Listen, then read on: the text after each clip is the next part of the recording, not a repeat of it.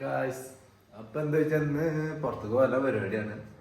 പുറത്തേക്ക് പോകാൻ ഇപ്പം അമ്മീന് 2-3 പരിപാടി ഉണ്ട്. അതേപോലെ 2-3 സാധനങ്ങളൊക്കെ വാങ്ങുന്നുണ്ട്. വാങ്ങിയിട്ട് നാളെ അപ്പം നാട്ടിൽ പോരുകയാണ്. നാളെ ഉച്ചക്ക് പോരുന്നത് എങ്ങനെ വെച്ചാൽ ഇങ്ങോട്ട് കാറായിട്ട് വന്നാൽ അങ്ങോട്ട് ഫ്ലൈറ്റിലാട്ടോ വരുന്നത്.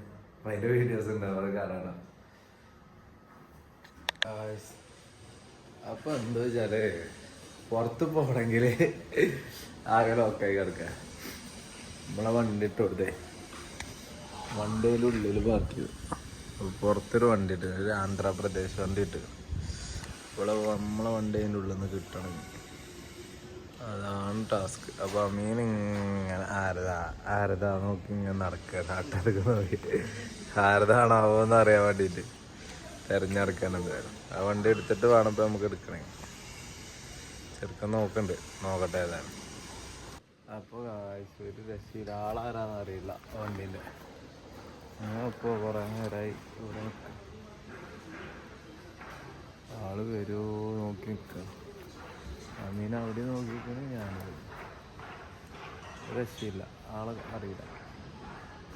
അവസാനം പ്ലാനൊക്കെ മാറി, കാർ എടുക്കാതെ സ്കൂട്ടി എടുത്ത് പോന്നു. കാറിൻ്റെ ആളെ ഇതുവരായിട്ട് കണ്ടെത്താൻ കഴിഞ്ഞില്ല. അത് 2 മണിക്കൂറോളം വെയിറ്റ് ചെയ്തു, ഒന്നും നടന്നില്ല. അത് സ്കൂട്ടി എടുക്കാണ്ട്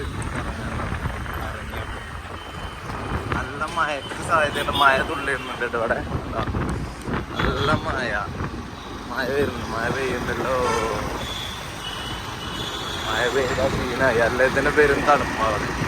തണുത്തിട്ടൊക്കെ മഴ എവിടെയും പെയ്താൽ പറയാൻ മഴ തുള്ളിടുന്നുണ്ട്. ഇന്ന് പ്രത്യേകിച്ച് പരിപാടികളൊന്നും ഉണ്ടായില്ല. അതായത് പോയി, പിന്നെ രാത്രി ഇപ്പോൾ വന്നിട്ട് കുറച്ച് സാധനങ്ങളൊക്കെ പർച്ചേസ് ചെയ്ത് പോരാനുള്ള പരിപാടിയാണ് നാളെ. അപ്പോൾ ഏകദേശം ഇവിടുന്ന് എയർപോർട്ടിലേക്ക് 1.5 മണിക്കൂറത്തെ യാത്ര ഉണ്ട്. അപ്പോൾ അവിടേക്ക് 8 മണിക്കേൽ പുറപ്പെടണം, 12 മണിക്കാണ് ഫ്ലൈറ്റ്. പിന്നെ ഒക്കെ സെറ്റാക്കി വെച്ചിട്ടുണ്ട്. നമ്മളെ പെട്ടിയും ബാഗും എല്ലാം റെഡിയാക്കി വെച്ചിട്ടുണ്ട്. നാളെ രാവിലെ നേരത്തെ എണീച്ചിട്ട് എയർപോർട്ടിൽ പോകണം.